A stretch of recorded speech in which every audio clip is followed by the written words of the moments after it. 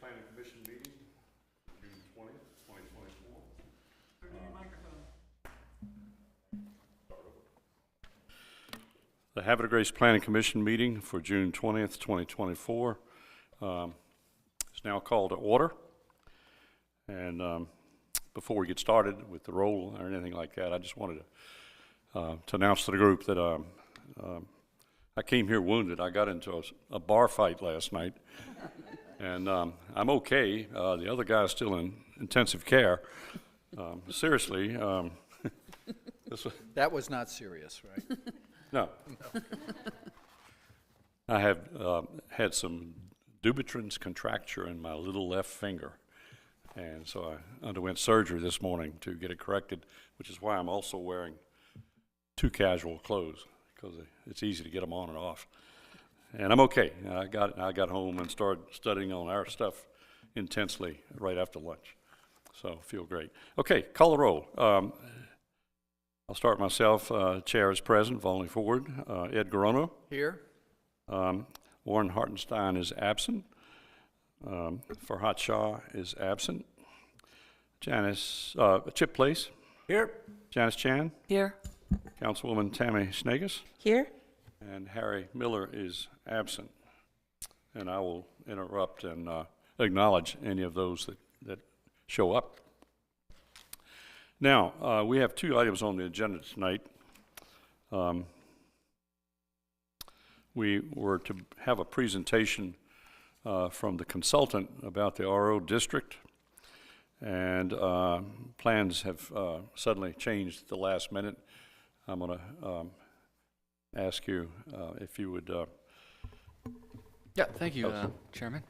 Yeah, the consultant, we decided to postpone the presentation to the Planning Commission while a few things still wax over, and we can. Why? What? I didn't catch that last part. A few things are still waxing over, some item details. Right. So we will plan for the next meeting, which would be on July 18th, for the presentation. Okay. Thursday. Okay. Yeah. Thank you. So that'll certainly shorten the evening. Had I known that earlier, we would have taken up our rules and procedures tonight, as I had originally hoped to do. But the agenda was way too full for us to try to do that tonight.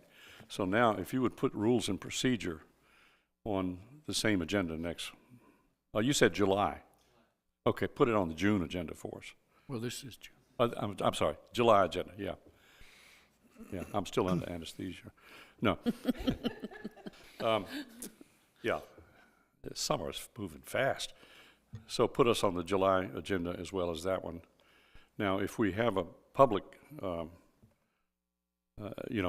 request for public business, such as a subdivision request or anything like that, give me a call and let's see how we can fit that in.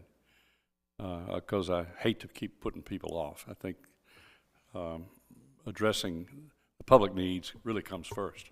Yeah, well, right now we don't accept applications. We're doing 30 days. We're Okay. already within that. We're already within that 30-day window. So Right. there's no applications for the July. So July 18th is open. Okay. The two items on there are tentatively scheduled are the RO zoning discussion Right. presentation and the rules and procedures. Sure. Well, wait till these folks come in, and I want to say something to the public here. For you folks that are just coming in, I think we still have that agenda posted with these both these pieces of business, right? These two items. The one or the two? Both were on the agenda. We are having to postpone the first part of our meeting, which addresses the presentation on the RO district for reasons beyond our control that had to do with the consultant and other matters. So tonight we're just going to be dealing with comprehensive plan. And anybody that's here for the other one, you're welcome to stay and enjoy the entertainment. Thanks. Okay, we'll move to the second item on the agenda, which is the comp plan public hearing status at this time. And Diane Claire, if she would come up and give us an introduction to that, and you can just keep on going if you want to. was going to say, and I wasn't sure if there are people here for comment with regard to the comprehensive plan, but I'd love to give... Let's ask, are any of you here to actually make a presentation or to offer verbal comments to the commission regarding the comprehensive plan? I'll ask the question again towards the end. So if something piques your interest, you're still welcome to stand up and speak to it. Okay, thank you. Super. Just wanted to regroup with you with regard to the comprehensive plan. We have received the 60-day review comments by Maryland Department of Planning. They responded on June 7th with synthesized comments that included the Department of Housing and Community Development. Those were written comments. I will be providing them online as well as in written form in the read file up front for the public if anybody's interested in those comments. For the record, there were 17 pages of comments from Maryland Department of Planning. June 11th, we received Harford County Planning and Zoning comments. We also met with staff on Wednesday, May 15th for required coordination on the municipal growth element. And on June 11th, we also received separate comments by Department of Natural Resources to include Chesapeake and Coastal Service, Resource Assessment Service, Land Acquisition and Planning, Fishing and Boating Services, which included 2 divisions. And then finally, on June 12th, we received public comments from Jim Miller for corrections related to public safety, medical, fire and rescue, and police protection. So I'm in the process now of synthesizing all the sort of the comments received, trying to wade through them. It stands to reason we had a lot of comments on housing, for instance, the need to bolster that section. That wasn't a surprise. So I'm trying to go back through and figure out what that needs to look like. But certainly happy for any additional comments. I hope everybody got a chance to read what was received. There were some lengthy comments by Department of Natural Resources, very in-depth. Some of that information I'd like to drop in directly, especially with regard to the fisheries. There's a lot of information that I learned a lot from their comments. And also Maryland Department of Planning and Department of Housing, just the specifics. So I don't know if there are certain things that you would like to focus on from the standpoint of the comments. For the public that's here, I'd like to just sort of give an overview of the process that we've enjoyed on the development of Envision Havre Grace. We started in September of 2022. We released 7 story maps to get public input into the Envision Havre Grace process. They were themed story maps, and at the end of each of the story maps, there were 3 to 5 questions for surveys. We have all of that information, and the feedback that we received from the public is all part of the public record in the city's on the city's website under the planning department. There are 2 different headings for Envision Havre Grace. One with all of the backdrop of the story maps, and then all of the presentation material that we have gone through over the past 1.5 years, 2 years, to develop this plan. In general, it was about a chapter a month that we managed to work through, and I would do a presentation on a theme, and we would try to write it as we went. So all of that material is there if anybody's interested in seeing the chapters. All the chapters or any specific ones of interest. There's also all the YouTube videos for the presentations that were made and the conversation that happened with the Planning Commission. And then all the slide decks that were part of the public record for Envision Havre Grace. And I'm certainly open, would love to continue to have public feedback if anybody's interested. So anyway, for that, I don't know whether we've got some work left to do a little bit. There are some call outs that we certainly want to make. I don't think I've met with you since March. You've had other public meetings as far as the Planning Commission, but as far as continuing with Envision Havre Grace, we were on hiatus because of the 60-day review, which ended June 7th. So anyway, it's great to be back in front of you again and try to pick up and figure out where we go from here. I have a question. Sure. In your, I guess your first cut review of all that stuff, did you notice a lot of conflict and inconsistencies between other agencies or jurisdictions, or between one department and another department in their take on what should be in our plan? I guess what I really mean is, it seems to me that there were some things in there that, you know, one group was an advocate of, but that seemed to conflict with what the other group liked to see. They weren't directly contradicting each other. It was just that priorities were being contradicted. Let's put it that way. Well, and I think it's different agency division vantage points too. So Yeah. you would have different voices. I'm not sure I saw that too directly, but I saw can some see of it, where a little bit it came into play. Yeah. It was a lot to take in, and Yeah. and there was a lot of support, but there were also some changes that need to be, Sure. or some things that need to be bolstered within it. What was your overall take on how well do you think they thought we did our job in spite of their comments? I think in general, they were generally supportive, I thought. There are some pieces like housing that we need to address, but in general, I was surprised on some fronts, the lack of comments. Or I guess they were very happy with the content. For instance, like the water resources element, I really expected a lot more information coming back about that and the specifics, but Well, I just think you and the rest of the department just did an incredible job on that thing, and you're putting yourself up against all the resources of the state of Maryland, and to come out like that to me is amazing. It's a lot. I mean, there's a lot of content, and the state of Maryland is constantly adding requirements. Yeah. And the housing was brand new for us.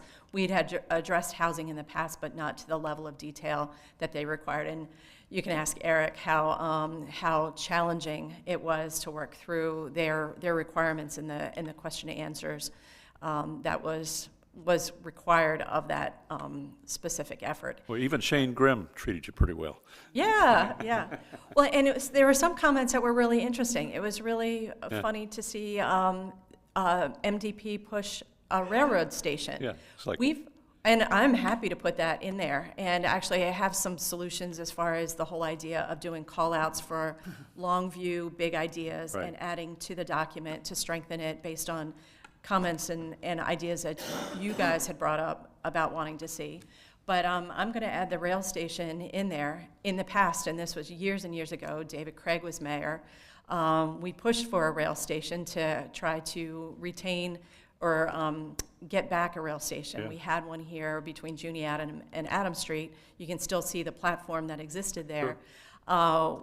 It was shot down. I mean, this was decades ago. It was shot down as an idea, and through this whole rail bridge project, the idea of developing a new station, a replacement station for one that we lost in the 1960s, it's not been able to get traction because we have a station in Perryville and we have one 3 miles away in Aberdeen. They don't want to add stops. So it was really kind of funny. That was a contradiction from the standpoint of the state saying something that has never been possible. We've been shot down for that over decades. Well, but to see that brought up, I was like, okay, we can add that. Most of that shoot down was because of Mark's extremely tight budget, and Amtrak's itself has never been flush with money. And so, it's very convenient to say you don't need a station there, but yet the push these days is for more access to mass transportation and not having to jump in your car to go from here to Aberdeen. Absolutely. That sort of thing. And so, of course, I appreciate the idea of the more stations you put on the route, the longer it takes to get down from here to Baltimore. Right. The balancing act. And all that. But, and yet they're jacking the speed up by 40 or 50% in the future. So it all comes out in the wash, not the speed of Mark necessarily, but at least the Amtrak speeds. Now, anybody? I'm just sitting here yakking away. Questions?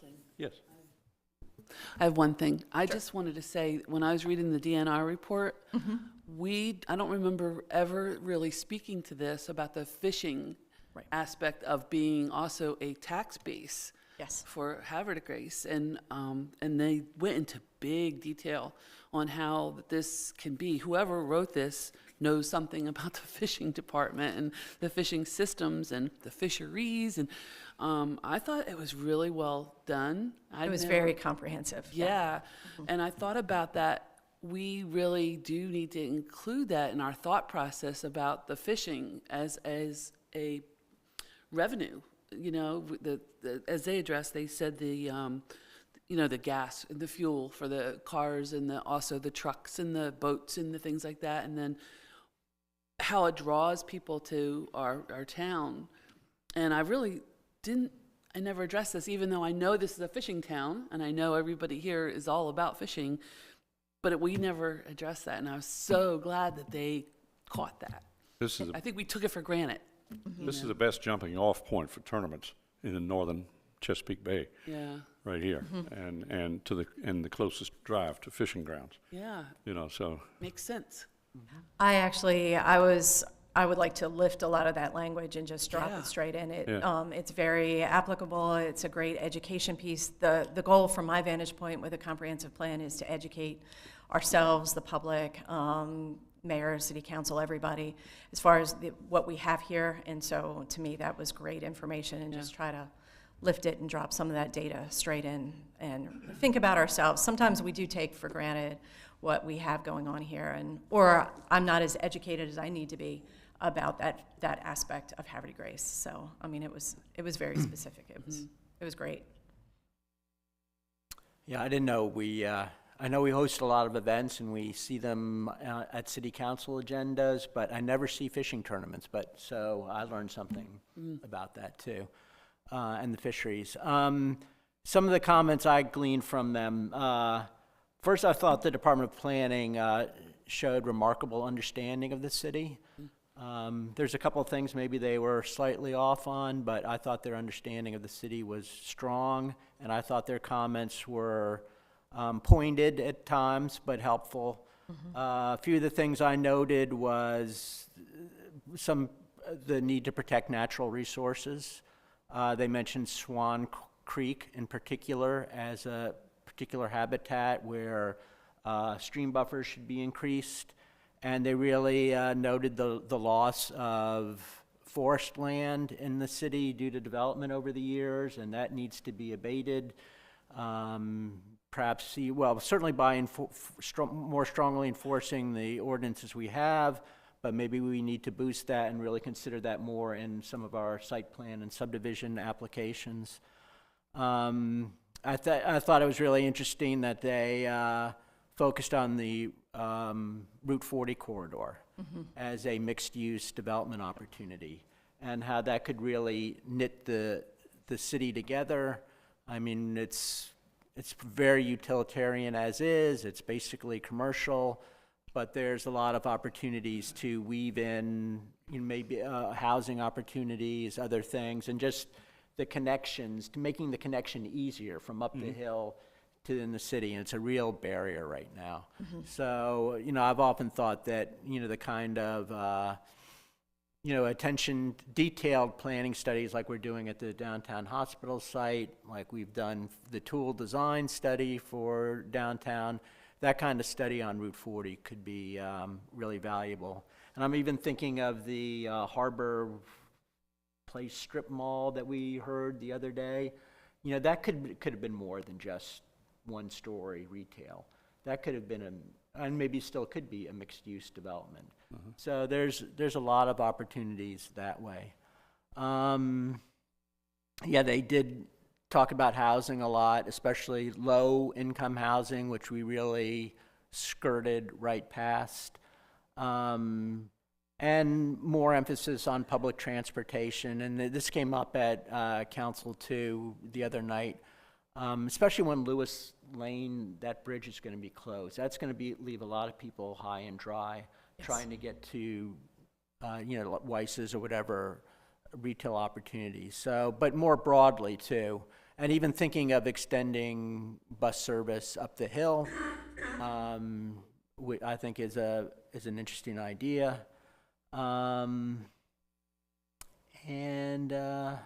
Yeah, and I noted the rail stop too. So I thought there was a lot of helpful comments in there. I noticed that the county mentioned school capacity, maybe because they would be on the hook for building new schools, but that was they definitely highlighted the potential shortfall there. I think that was my overall comments, but I think there's a lot of specifics we could drop into the comprehensive plan yet to bolster based on some of these comments. Right. Thank you. Anything to say? No? Well,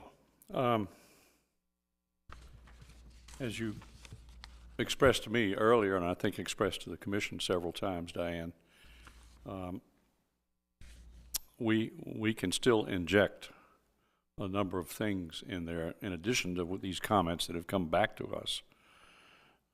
We as commissioners can still inject some of our pet concerns in it, correct? Still? Correct.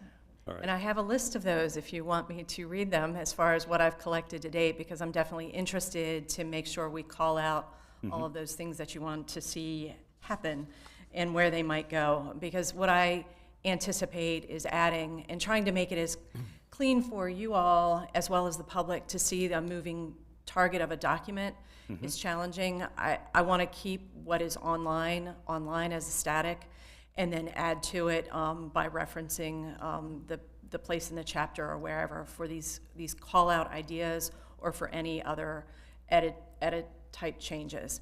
And just so you know, I have made changes. Mari Thaxton ended up doing a full review, so the additional edits, the minor little things have all been cleaned up. So that's a change from what's online, but I am just leaving that document there, just so we have a point in time to keep referring back to.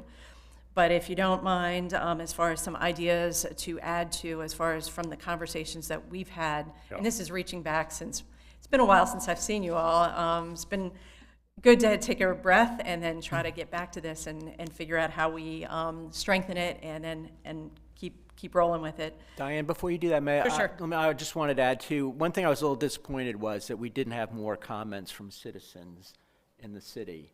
Our good friend Jim Miller, we can rely on for comments, but the Historic Commission, others, I would have thought we might have heard from. Well, Miller's comments really just had to do with correcting Yeah. the equipment Right. that they apparently they had. Historic Preservation Commission had a stab at it early. They got to see the whole chapter as a commission and provide comments, so it was built around their comments. Right. The Economic Development Advisory Board was also available. They've been party to the conversation and provided comments along the way that we built on. Hello, good to see you. So there have been avenues through the advisory boards and commissions, but definitely want to extend it to citizens. This does not have to be the only public hearing or public work session about it. I mean, we can kind of figure out how this wants to unfold from here.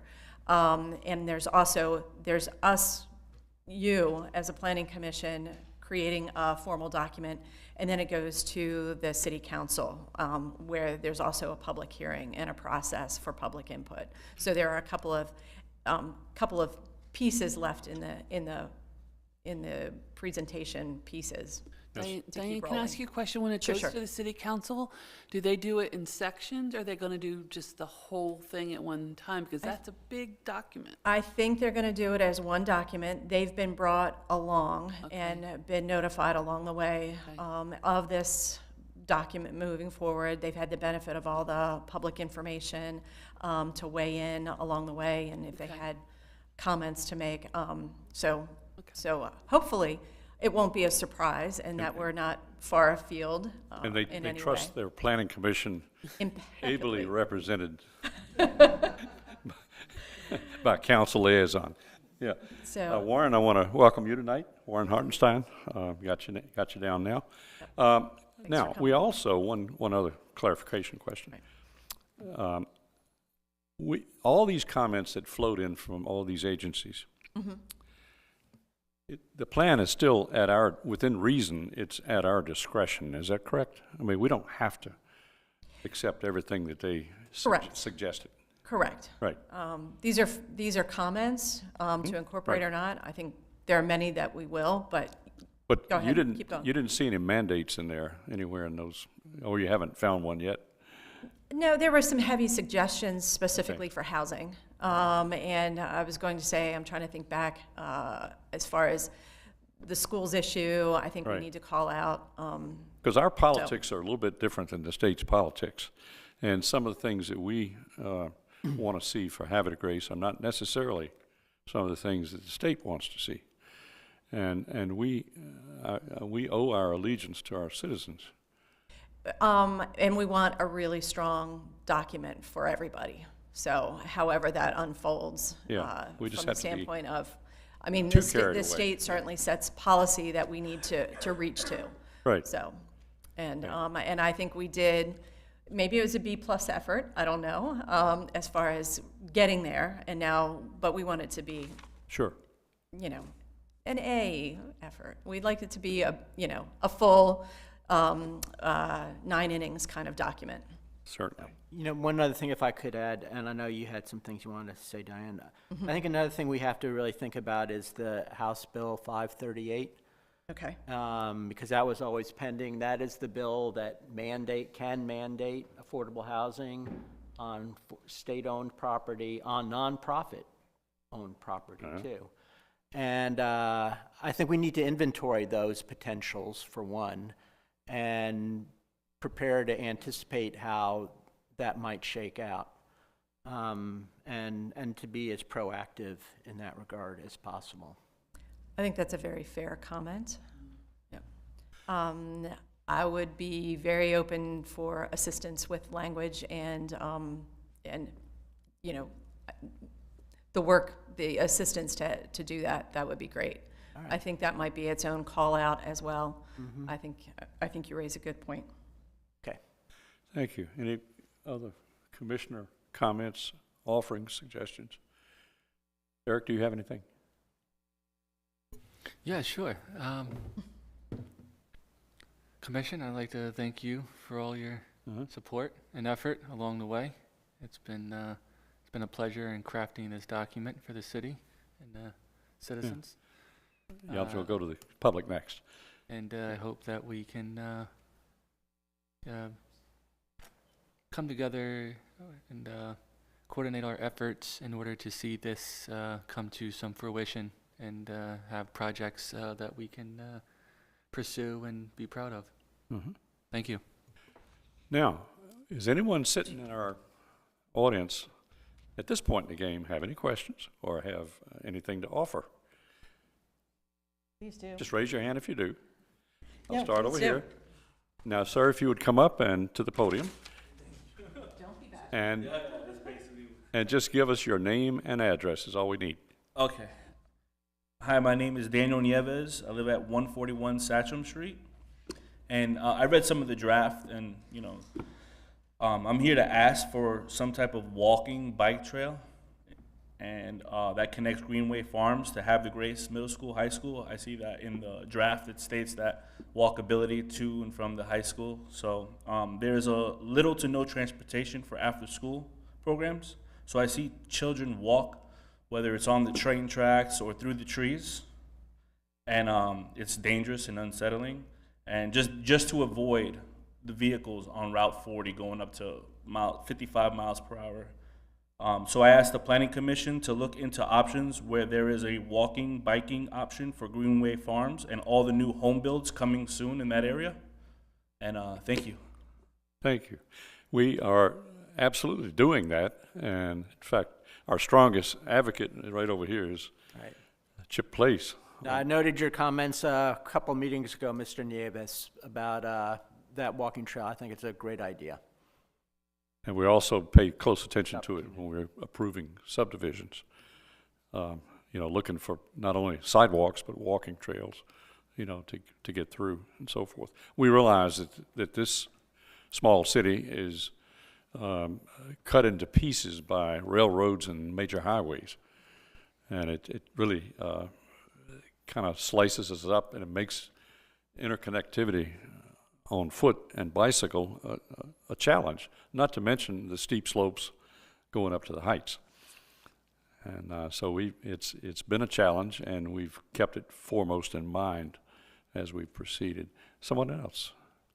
Yeah, so, and just to add further comment on that, the planning department, we recently applied for a Safe Routes to School grant, which looks at a feasibility study to study the area from Greenway Farms, both, phase 1, 2, and 3, to the Lewis Lane intersection, and using that as a ideally off the road multimodal pathway going, sort of snaking through the different neighborhoods. So it is something that we are actively pursuing. We will hear back from the grant whether it is awarded this fall, and then if fingers crossed, we'll continue to move that forward, and hopefully pretty soon we'll see it come to fruition. Thank you. Anyone else? Okay. Anything else from the commission? Yes, ma'am. Hi, Daniel. I just wanted to add to your comment that one of our greatest challenges with biking trails is that Route 40 is owned by the state. So we have to work together. And, as it is now, the Traffic and Safety Commission is looking into, the bike studies and everything as well. So it is a challenge, and we most certainly want to see the children have a safe place and the citizens that bike and walk in our community. So thank you for bringing that to our attention, and we'll continue to work on that as a planning commission and as a city. So thank you. Is there any other business? Well, Diane was going to give some. Oh, I'm sorry. I didn't see you. Just want to regroup with you all as far as ideas that I had collected that you wanted to make sure were incorporated, the long view, looking forward ideas. I just wanted to go through that, and I want you to think about other ideas that we might want to consider. And this was just from the conversations that we've had over the past year and a half.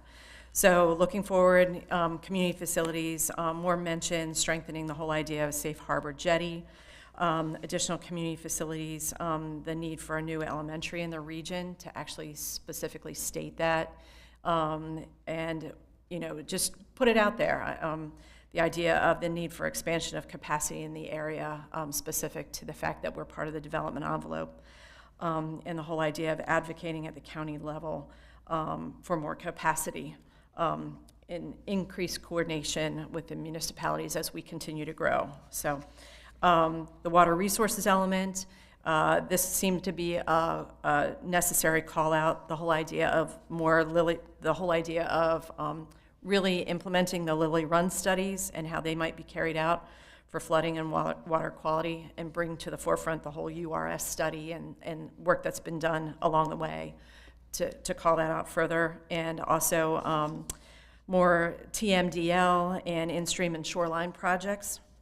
And then other water projects identified through the GHD water model studies, and how we might continue to emphasize that as a call out. It's called out in the narrative, but whether it becomes its own thing.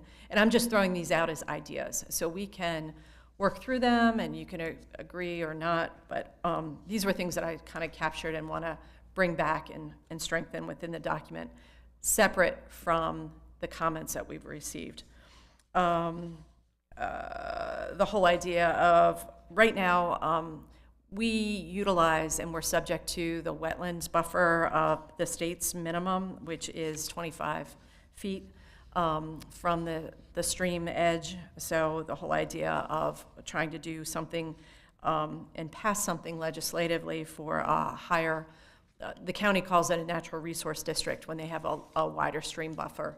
But also we need to look at the nexus of forest conservation and the forest conservation law that's getting strengthened and how that works within the city with the minimum, the MDE stream buffers that we currently adhere to. And Diane, the county has a wider buffer than we do? Yes, And yes, what they is it? have 75-foot NRD buffer for most streams, and this was passed in the 90s. And for Deer Creek, I think it's 150. That's preserved as a water resource.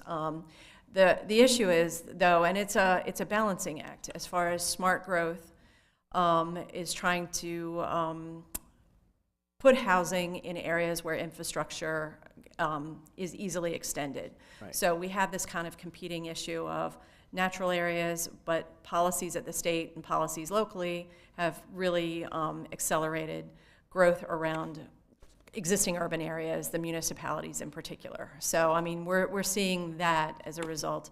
You know, a lot of the growth that's happened here is just because we have water and sewer and we can easily extend it. So it's kind of this push and pull versus rural residential areas and more rural areas with a wider buffer, and you have, you know, structures on well and septic instead of water and sewer. So it's this Well, I think balancing act. we found that, and not to get into too much of a discussion, but we found that extending water and sewer is not necessarily so easy.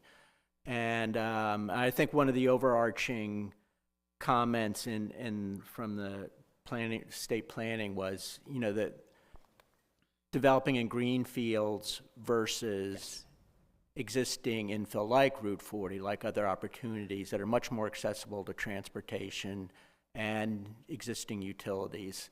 And certainly we could, and you know, it's tougher to have 100 or 150 foot wet buffer, say from Lily Run, Right. than Swan Creek. We could make those adjustments now and do more to protect the existing green fields while we try to emphasize development opportunities closer into town. Right. Diane, the Sure. the DNR, they recommended a 100-foot buffer. Right. Yeah, I saw that. That's and big. Yes, yes, it is. So, That's on so either and it's side. interesting because MDE, which is the regulatory body, it's a 25-foot.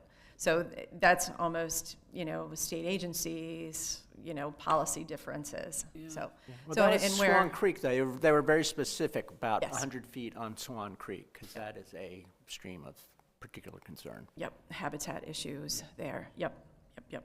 Farhat's not here, but the whole idea of dropping something in there from the smart cities technology standpoint and looking at that as a long view, I think it's great from the standpoint of resources, financial resources, human resources. We might not get there in the near future, but certainly thinking about smart cities technology. And also just the need for increased outreach, public participation, and how we do that, active engagement for the public. Thank you all for being here tonight. We're very grateful that you came. Looking forward again, transportation, scenic pull-offs. That was an issue Janice raised as far as scenic pull-offs, an idea for, you know, being able to view the bay. We have vistas, but how do you possibly view that? And maybe we incorporate something that mentions that opportunity here. There was also the culvert at Gashies Creek. There's a greater need for attention with that as a choke point. I think, Ed, you had raised that. So let me see. Amtrak Bridge, more information, desire to build that into the comprehensive plan. That's a challenge because some of that is not necessarily public and it's a work in progress, but certainly want to make sure that we are giving the Amtrak and the impacts to that project, that project will have on the city, call that out more specifically. They are looking at a 10-year construction horizon for that, starting in 2025.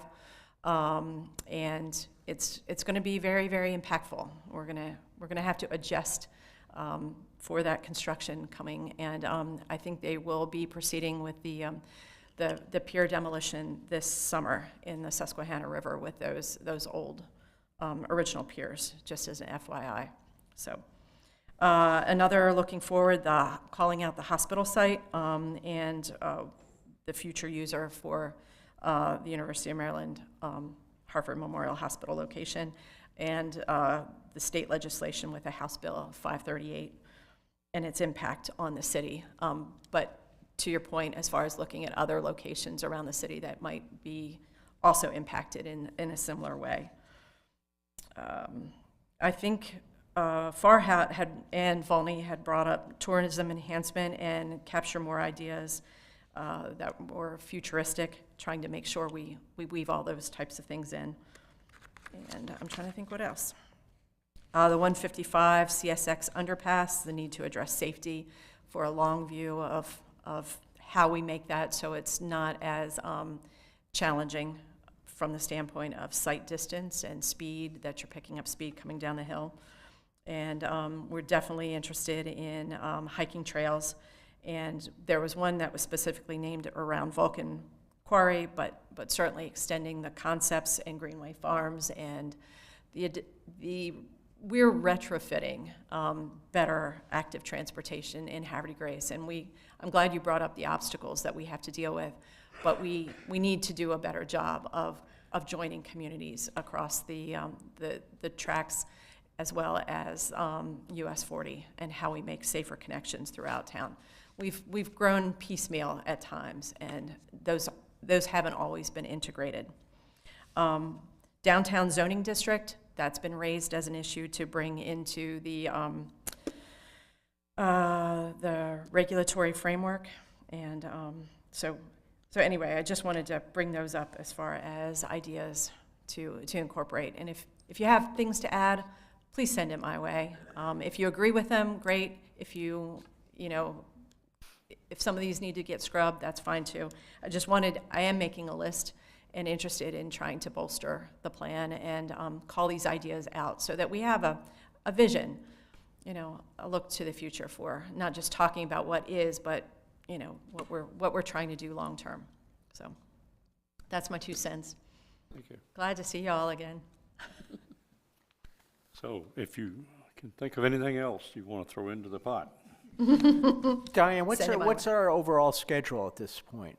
That's to be determined. I wanted to take a breather as far as getting the comments back to see how in-depth they're going to be and wade through it. I'd like to be starting to bring stuff back to you in July meeting, because we can't languish on this.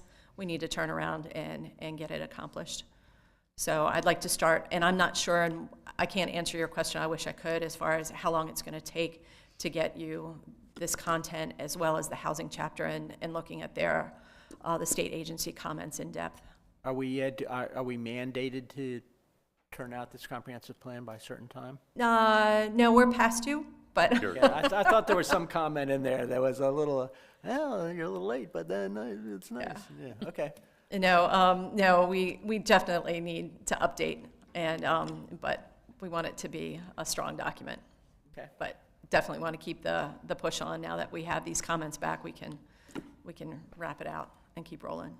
Before the next one's due, right? Yes, exactly. Well, and there was one point as far as the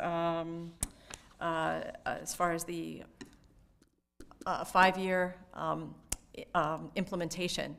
That was one thing that I wasn't aware of, as far as having a status of the implementation of your comprehensive plan report to MDP. That's what I think that, yes, yeah, that was, So everything in the plan's got to be done in 5 years. yeah, exactly. Right. Check boxes right Right, next to right. everything. So, That's cool. That's cool. so it's how you guys also want to proceed. We're Sure. going to be working at this together. Okay. Is that it, folks? Okay. I hear a motion that we adjourn. Second? We are.